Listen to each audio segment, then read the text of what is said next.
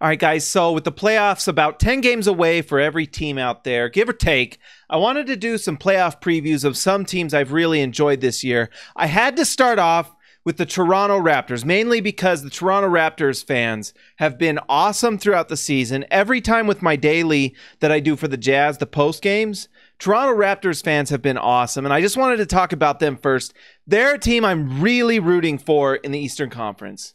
And they're a team I think that everyone is forgetting about because people, well, the bias in the media always talks about two teams, Boston and Philadelphia, at least in the Eastern Conference. In the Western Conference, can we stop talking about the Lakers?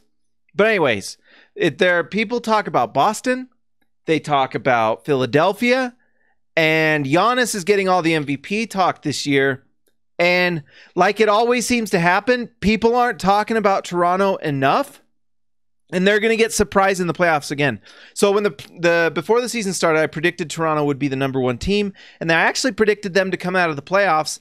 Nothing has changed for me. I think Milwaukee has been surprising this season for how well they've done. I know a lot of people thought they'd be better with an actually good coach. I didn't think we realized how much better. That whole situation's been crazy, but Toronto has been as good as we expected. Phenomenal this season. As of this video right now, it's Saturday, 51-22. Going to end with maybe 60 wins this season. They're at the end of the schedule. They have some tough, a lot of cupcakes. In fact, if you look at that schedule, I don't think that the Toronto might not lose a game for the rest of the season. And Kyle Lowry has had some injury things with his ankle the last few games, the last week or so. They play teams like the Hornets, the Bulls, the Knicks, the Bulls, the Magic. The Nets are a tough team. Hornets, Heat, Timberwolves. I mean, those are a lot of games where you can sit Kyle Lowry. And does it really matter if you drop a few games to get Lowry healthy? Maybe rest Kawhi a few of those games and go into the playoffs ready to go. The thing that people don't realize about this Toronto Raptors team is they're geared and built to do well in a playoff series. Kawhi Leonard is the difference maker. So in the Eastern Conference, you've got like the two best players are on the Raptors and the Bucks. You've got Giannis on the Bucks, and for Toronto, you've got Kawhi. And that's what you need in the playoffs. You need that guy. You know, Toronto knows better than anyone that when you have that number one guy, you can win with LeBron. He's not there anymore, but now Toronto has him in Kawhi. And so when it gets tough in the playoffs, when the defenses just collapse, everything slows down, the teams are playing as hard as they can, you're playing the highest level talent, every round the talent goes up, you need that guy that can just beat that other team and get buckets that no one else can get and get defensive plays, like make a play when no one else can. And Kawhi is that guy for Toronto. Kyle Lowry is a perfect complement to him so that when teams are gearing up on Kawhi Leonard, they can let Kyle Lowry, that'll open things up for Kyle Lowry. And then the surprise of the season.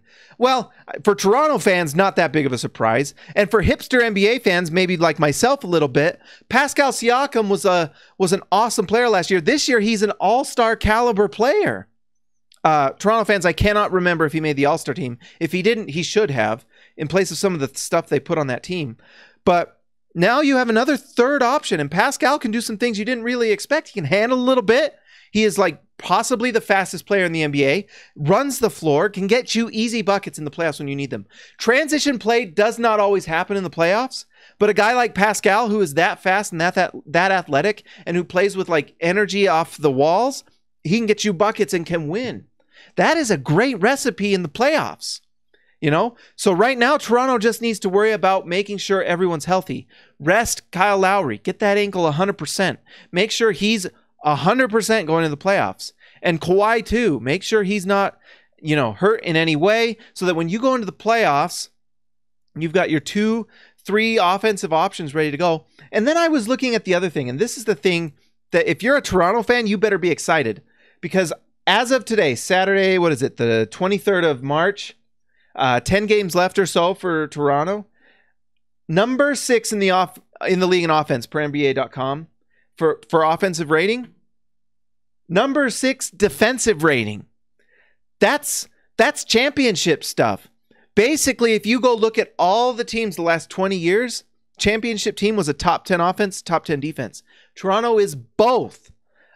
That means they're going to be in the Eastern Conference. Like, I will be shocked if they are not in the Eastern Conference. And the team I think they're going up against is the Milwaukee Bucks. Like, it's going to be Toronto and Milwaukee.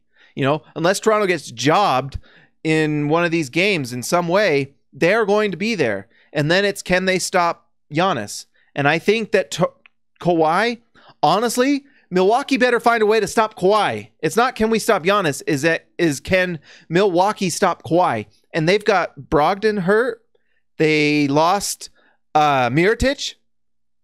There is an opening there for Toronto to literally be in the finals this year. It can happen. Guys, like and subscribe this video. My guess, my prediction, Toronto is the Eastern Conference team facing the Golden State Warriors. We'll see if it happens.